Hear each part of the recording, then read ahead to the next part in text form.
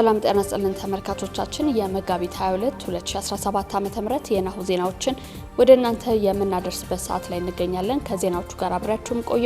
ረዴት ጌታቸው ነኝ። አብራችሁን ቆዩ። አርዕስተ ዜና። የአማራ ክልል የአጀንዳ ማሰባሰብ የምክክር መድረክ በባህር ዳር ከተማ ከቅዳሜ ጀምሮ ይካሄዳል። በመንግስት ተቋማት የሚከፈቱ የባንክ ሂሳቦችን መቆጣጠር የሚያስችሉ መመሪያዎች እየተዘጋጁ መሆኑ ተጠቆመ። በደቡብ ኢትዮጵያ ክልል ጋሞ ዞን አርባ ምንጭ ዙሪያ ወረዳ የአንድ ቤተሰብ አባላት ላይ በተፈጸመ ጥቃት 2 ህጻናት መሞታቸውን ማረጋገጡን ኢዜማ አስታወቀ። ወደ ውጪ ስናልፍ የሱዳን ፈጥኖ ደራሽ ኃይል ከካርቱም ለቆ መውጣቱን አዛዡ ሙሐመድ ሐምዳን ዳጋሎ ለመጀመሪያ ጊዜ ማመናቸው ተገለጸ። ወደ ቀዳሚ ዜናችን እንለፍ። የአማራ ክልል የአጀንዳ ማሰባሰብ የምክር መድረክ በባህር ዳር ከተማ ከቅዳሜ ጀምሮ ይካሄዳል። የኢትዮጵያ ሀገራዊ ምክክር ኮሚሽን የአማራ ክልል የአጀንዳ ማሰባሰብ የምክክር መድረክ ከመጪው ቅዳሜ መጋቢት 27 ቀን 2017 ዓ.ም ጀምሮ እንደሚካሄድ አስታውቋል። ኮሚሽኑ የምክክር መድረኩን ከመጋቢት 27 ቀን 2017 ዓ.ም ጀምሮ በባህር ዳር ከተማ ለማካሄድ ዝግጅት እያደረገ እንደሚገኝም በማህበራዊ ትስስር ገጽ ላይ ባወጣው መረጃ አመላክቷል። ኮሚሽኑ ከዚህ ቀደም በክልሉ ያለምንም የጸጥታ ችግር አጀንዳ ማሰባሰብ የሚያስችለውን ስምምነት መፈጸሙን አስታውቆ ነበር። በተለያዩ ክልሎችና የከተማ አስተዳደሮች የተሳታፊ ልየታን ጨምሮ አጀንዳ የማሰባሰብ ስራዎችን ሲያከናውን የቆየው ሀገራዊ ምክክር ኮሚሽን በትግራይና በአማራ ክልሎች ስራውን መስራት ሳይችል ቆይቷል። ለዚህም የጸጥታ ጉዳይ ዋነኛ ምክንያት እንደሆነበት አስታውቋል። በኢትዮጵያ የሚታየው የዋጋ ግሽበት መረጋጋት ታይቶበታል ተባለ።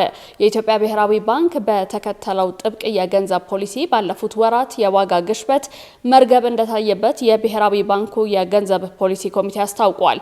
በዚህም የካቲት ወር 2017 መጨረሻ ዓመታዊ የዋጋ ግሽበት 15 በመቶ መድረሱንም ኮሚቴው ገልጿል። ሀብታማ አያሌው ተጨማሪ አላት።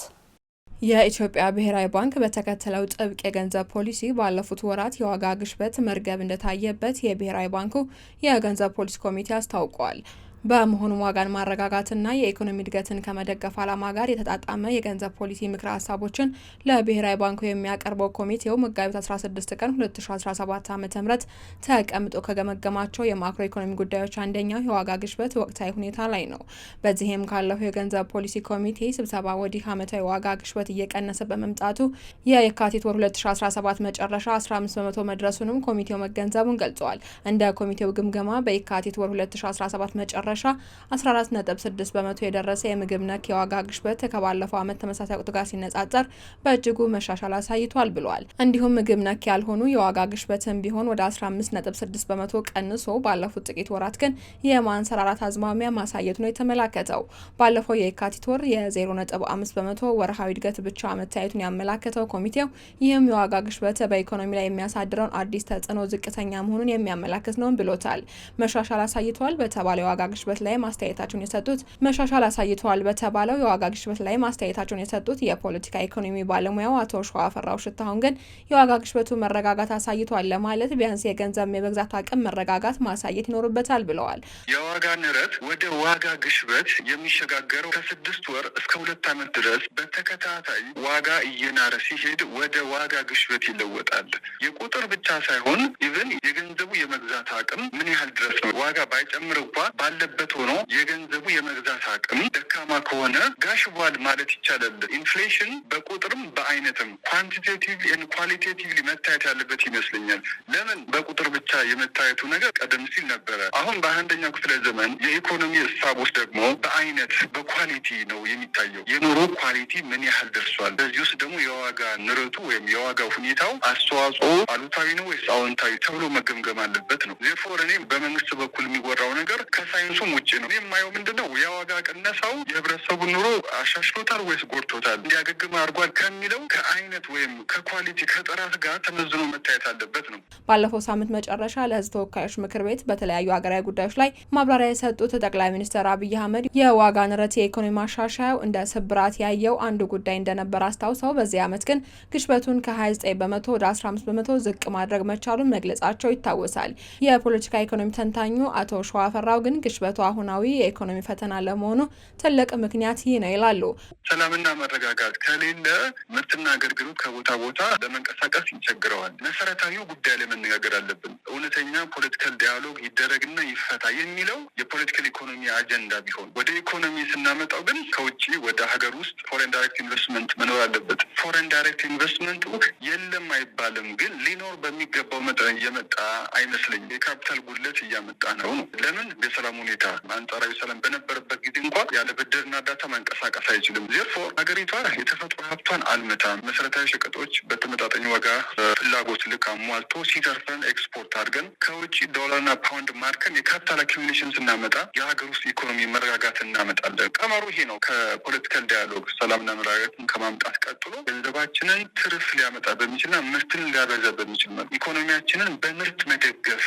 መንግስት ይህንን ይበል እንጂ የኢትዮጵያ ብሔራዊ ባንክ ባለፈው 2016 ዓ.ም መጨረሻ በሀገሪቱ ተግባራዊ ማድረግ ከጀመረው የገንዘብ ፖሊሲ ማሻሻያ ማግስት እስካሁን ድረስ መርገብ ያልቻለና አሁንም በየዕለቱ በሚባል ፍጥነት ከፍተኛ የሆነ የዋጋ ግሽበት መኖሩን ናሁ ቴሌቪዥን ባደረገው ምልከታ ለመታዘብ ችሏል። በተለይ ምግብ ነክ የሆኑ መሰረታዊ ፍጆታ እቃዎች ዋጋ ንረት አልላስ አልቀመስ ያለና ዜጎችን ከፍተኛ የሆነ ኢኮኖሚያዊና ማህበራዊ ቀውስ ውስጥ ማስገባቱን ያነጋገርናቸው ነዋሪዎች አመላክተዋል። ለአብነትም ከማክሮ ኢኮኖሚ ማሻሻያው በፊት 500 ብር ይሸጥ የነበረው 5 ሊትር ዘይት በአሁኑ ወቅት እስከ 1700 ብር እየተሸጠ መሆኑን ነው ነዋሪዎች የሚገልጹት። በተለይ የማክሮ ኢኮኖሚ ማሻሻያው ከተደረገ በኋላ የብር የመግዛት አቅም ከ75 በመቶ በላይ መዳከሙን ተከትሎ በሀገሪቱ ከፍተኛ የሆነ የኑሮ ውድነት መከሰቱንም ነዋሪዎቹ አክለዋል። ታዲያ ይህ ባለበት ሁኔታ መንግስት በተከተለው ጥብቅ የገንዘብ ፖሊሲ ማሻሻያ ዓመታዊ የዋጋ ግሽበት ቀንሷል ለማለት እንደማያስደፍር ናሁ ቴሌቪዥን ካደረገው ምልከታ ለመረዳት ችሏል። ለህዳሴ ግድብ ማጠናቀቂያ በሚቀጥሉት 3 ወራት ከዳያስፖራው $3 ሚሊዮን የማሰባሰብ ዘመቻ ተጀመረ። የኢትዮጵያ ዳያስፖራ አገልግሎት ዋና ዳይሬክተር አምባሳደር ፍጹም አረጋ ዳያስፖራው ለታላቁ ህዳሴ ግድብ ግንባታ በቦንድ ግዢና በተለያየ መንገድ የገንዘብ ድጋፍ እያደረገ መሆኑን ለመንግስት ሚዲያ ተናግረዋል። አገልግሎቱ ለግድቡ ግንባታ ማጠናቀቂያ እስከ ሰኔ 30 ቀን ድረስ ከዳያስፖራው $3 ሚሊዮን ለመሰብሰብ ዘመቻ መጀመሩን አስታውቋል። ዘመቻው ከተጀመረበት ጊዜ አንስቶ ባሉት 45 ቀናት ግማሽ $1 ሚሊዮን የሚጠጋ ገንዘብ መሰብሰቡንም ገልጸዋል። በመንግስት ተቋማት የሚከፈቱ የባንክ ሂሳቦችን መቆጣጠር የሚያስችሉ መመሪያዎች እየተዘጋጁ መሆኑ ተጠቆመ። የመንግስትን ገቢና ወጪ ማዕከል በማድረግ መንግስት ምን ያክል ገንዘብ እንዳለው በትክክል ማወቅ እንዲችል፣ የበጀት ክፍተቶችን በራስ አቅም መሸፈን እንዲችል፣ እንዲሁም ለብድር ወለዶች የሚወጣ ገንዘብን ለኢንቨስትመንት ለማዋል የሚያስችል መመሪያ እየተዘጋጀ መሆኑ ታውቋል። መመሪያውን እያዘጋጀ የሚገኘው ገንዘብ ሚኒስቴር መሆኑንም ተጠቁሟል። ኤልደራ ታደሰ ተጨማሪ አላት።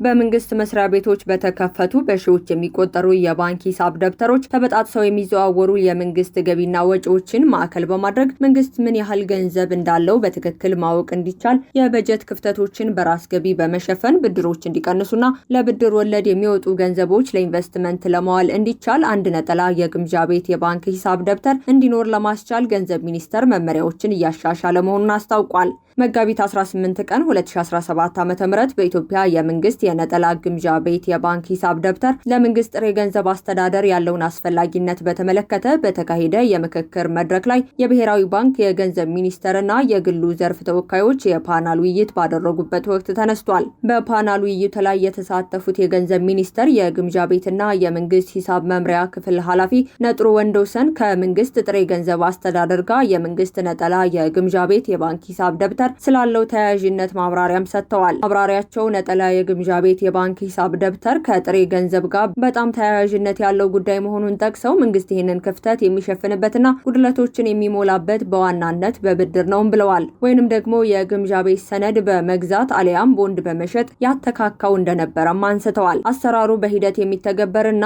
በቅድሚያ በፌዴራል ባሉ የመንግስት ተቋማት ወደ አንድ ማዕከል የሂሳብ እንቅስቃሴ ስርዓት እንዲገቡ ከተደረገ በኋላ በሂደቱ ወደ ክልል መንግስት መንግስታት የስራ ተቋማት እንዲተገበርም የሚያስችል እንደሆነ አስታውቀዋል። በገንዘብ ሚኒስቴር የህዝብ ፋይናንስ አስተዳደር ሪፎርም ክፍል ኃላፊ የሆኑት አቶ ዳዊት ሽመልስ በበኩላቸው ባለፈው ዓመት በአብዛኛው ውጤታማና ወጪ ቆጣቢ የሆነ የጥሬ ገንዘብ አስተዳደር ስራዎችን ከመስራት አንጻር ሪፎርሞች ሲከናወኑ ቆይተዋል። አሁን ዘመናዊ የሆኑ አጠቃላይ የመንግስት ሀብትን በተለይም ከጥሬ ገንዘብ አስተዳደር አንጻር አግባብ ባለው ወጪ ቆጣቢነትና ውጤታማ በሆኑ መንገዶች ሊተዳደሩ የሚችሉ አዳዲስ የሪፎርም አጀንዳዎችን በመቅረጽ ሚኒስተሩ ወደ ስራ መግባቱንም ጠቅሰዋል። በማንኛውም ጊዜ በተሟላ ሁኔታ ማወቁ ገንዘብ ሚኒስቴር በራሱም ሆነ በባለበጀት መስሪያ ቤቶች በኩል የሚፈጽማቸው ክፍያዎች በየወሩ ለሚያከናውነው የክፍያ ጣሪያ አወሳሰን፣ ለብድር መጠን አወሳሰንና አከፋፈል በአጠቃላይ በሚያከናውናቸው የጥሬ ገንዘብ አስተዳደር ስራዎች ላይ የተሻለ አፈጻጸምና ቁጥጥር እንዲኖረው ያስችላል ማለት ነው።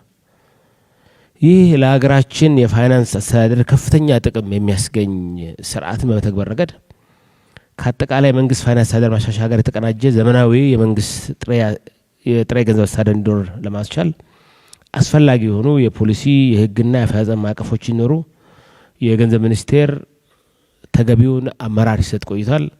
በዚህ አጋጣሚም ይህ አመራር ተጠናክሮ እንደሚቀጥል ይህ ስራ ተደራጅቶ ተጠናክሮ እንደሚቀጥል ማረጋገጥ እፈልጋለሁ።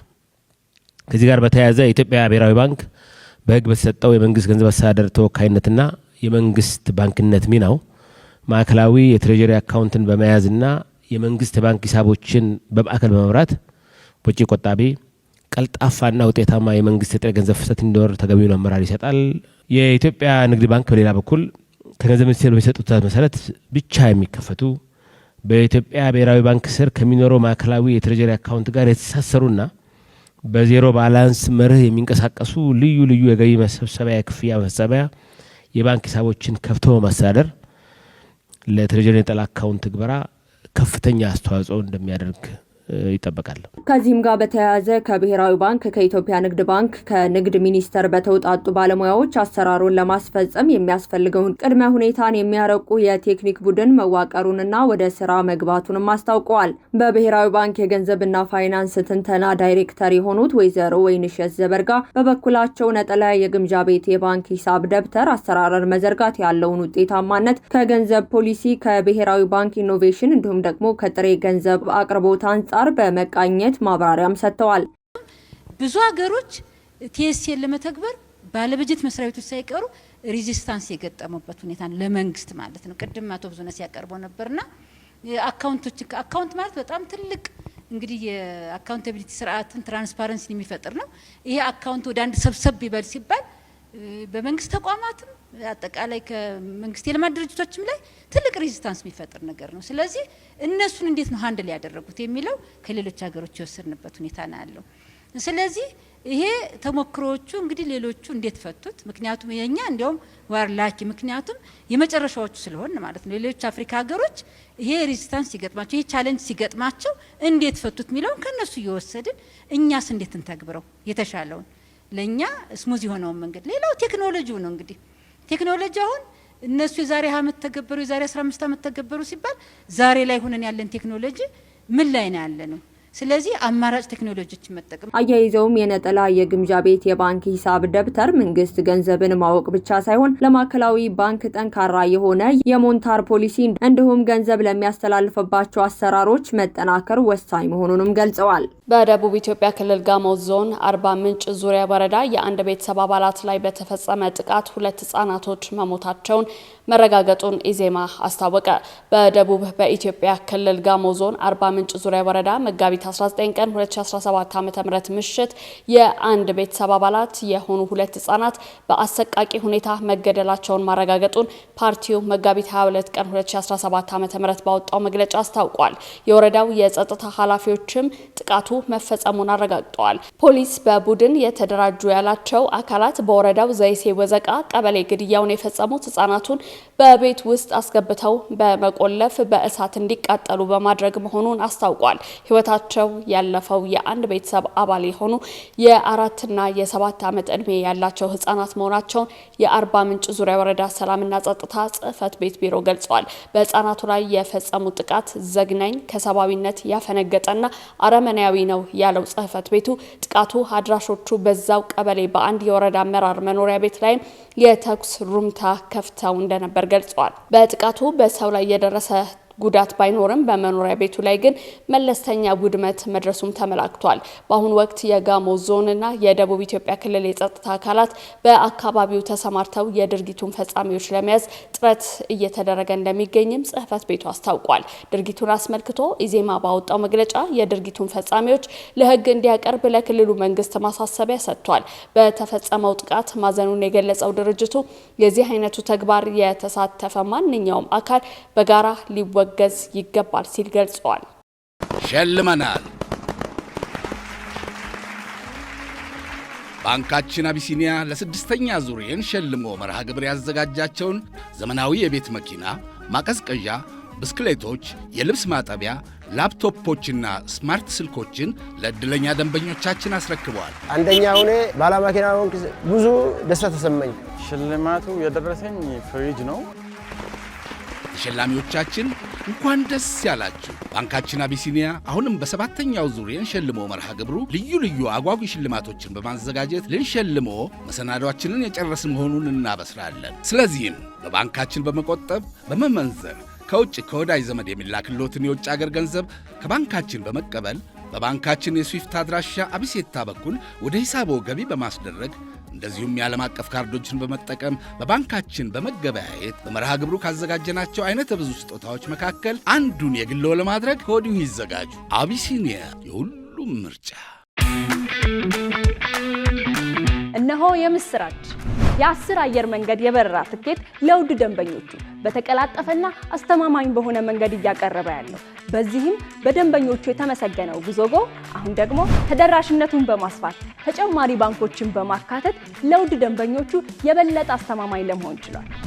የጉዞጎን አፕሊኬሽን ከአፕ ስቶር ወይም ከፕላይ ስቶር በማውረድ የመነሻና የመድረሻ ከተማዎትን መርጠው ዋጋ አወዳድረው የሀገር ውስጥም ሆነ ዓለም አቀፍ በረራ ማድረግ ካሰቡ የበረራ ትኬቶን ክፍያ በአቅራቢያው በሚገኙ ባንኮች አንድም በአካል በመሄድ ወይም በኦንላይን የክፍያ አማራጮች ክፍያዎትን በመፈጸም የበረራ ትኬቶን በእጅ ያስገቡ።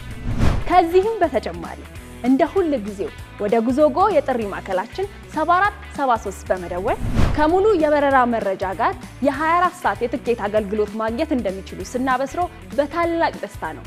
ለበረራዎ ጉዞጎ።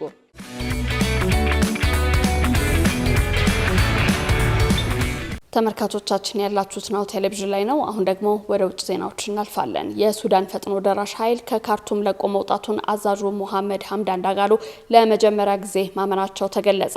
ዳጋሎ በትላንትናው ዕለት በሰጡት መግለጫ በእርግጥም ከካርቱም ለቀን መውጣታችንን አረጋግጠናል፣ ነገር ግን በጠንካራ አመራርና አደረጃጀት እንመለሳለን ብለዋል። ሄምቲ በሚል ቅጽል ስማቸው የሚታወቁት ዳጋሎ እንዳሉት ብሔራዊ ጦሩ ካርቱምን በመቆጣጠሩ የሱዳኑን ፈጥኖ ደራሽ ኃይል ለቆ መውጣቱን አረጋግጠዋል። ዳጋሎ በዚሁ መግለጫቸው ባለፉት ጥቂት ቀናት ካርቱምን ለቀን ወደ አምድርማን ለመውጣት ተገደናል ሲሉ ገልጸዋል። ይህም በአመራሩ የተወሰደ ስልታዊና የተቀናጀ ውሳኔ ነበር። ኃይላቸው የበለጠ ተጠናክሮና በአሸናፊነት ወደ ካርቱም እንመለሳለን ብለዋል። ይሁን እንጂ ዳጋሎ ቢሉም የብሔራዊ ጦር ይዞታውን እያጠናከረ ወደ ኦምዱርማን የሚያደርገውን ግስጋሴ ቀጥሎ በማዕከላዊ የከተማዋ ክፍል እየደረሰ እንደሚገኝ ሮይተርስ የዜና ወኪል ዘግቧል። የብሔራዊ ጦሩ አዛዥ ጄኔራል ሐምዳን ዳጋሎ ቅዳሜ ባወጡት መግለጫ ከአርኤስኤፍ ጋር የሚደረግ ድርድር እንደማይኖር ግልጽ አድርገዋል። በማይናማር በተከሰተው 7.7 ሬክተር ስኬል የመሬት መንቀጥቀጥ ምክንያት 1700 ሰዎች መሞታቸው ተገለጸ።